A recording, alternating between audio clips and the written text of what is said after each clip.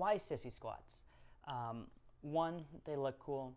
Two, we're addressing a bunch of different things that don't get addressed upon within normal traditional squatting. And three, they look cool. In all seriousness though, like I already said, sissy squats touch upon a lot of things that we don't really hit on with normal traditional squatting, regardless of how we're loading it, whether it's front squats, back squats, overhead squats, loading with the kettlebell. The sissy squat, we're going to address things such as intrinsic foot strength, toe mobility, hip extension, spinal extension, balance and coordination. It's a pretty quad dominant exercise. We're strengthening the patella tendon. So all those things could lead themselves to improving things such as plantar fasciitis, runner's knee, jumper's knee, patella tendonitis. It can build more athleticism because of that balance and coordination issue. If for some reason you're looking to improve your quad strength, it can definitely help it as well. But also keep in mind, just because I'm sitting here saying all those things can be improved by sissy squats, just as easily if you approach this incorrectly or progress this the wrong way, or you use it on an athlete that's not ready or not prepared for this, it can make all of those things worse. So just like it can be used to improve something like plantar fasciitis, we could just as easily make it worse. Every athlete's going to be different based upon, you know, their strength, their weaknesses, ranges of motion. So depending on the individual, you know, things are going to be progressed differently. So use intelligence when kind of applying this knowledge. Looking at this first version here, all it is a normal air squat, but we're doing it on the balls of our feet. It's a great way to introduce someone into what it feels like to balance on their toes, working through a range of motion, because they've never really done it before.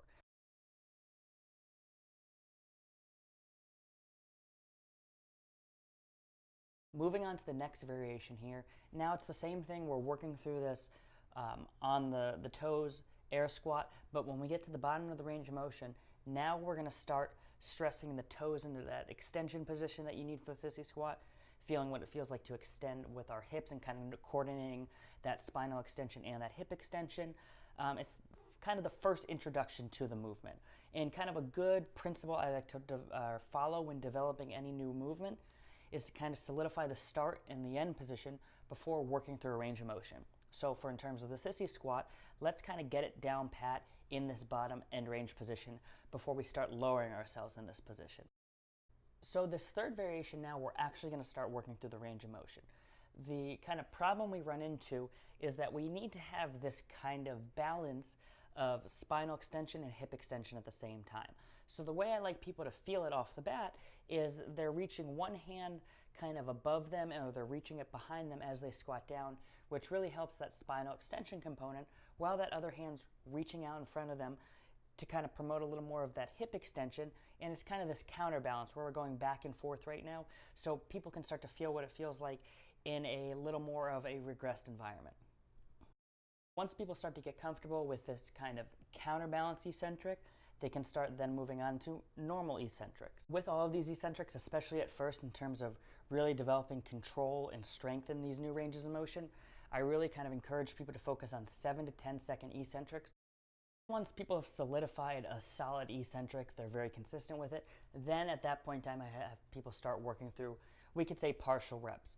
The video, I have it doing it with no target, but you can by all means use a target where you set up, you know, a stack of 3 bumpers.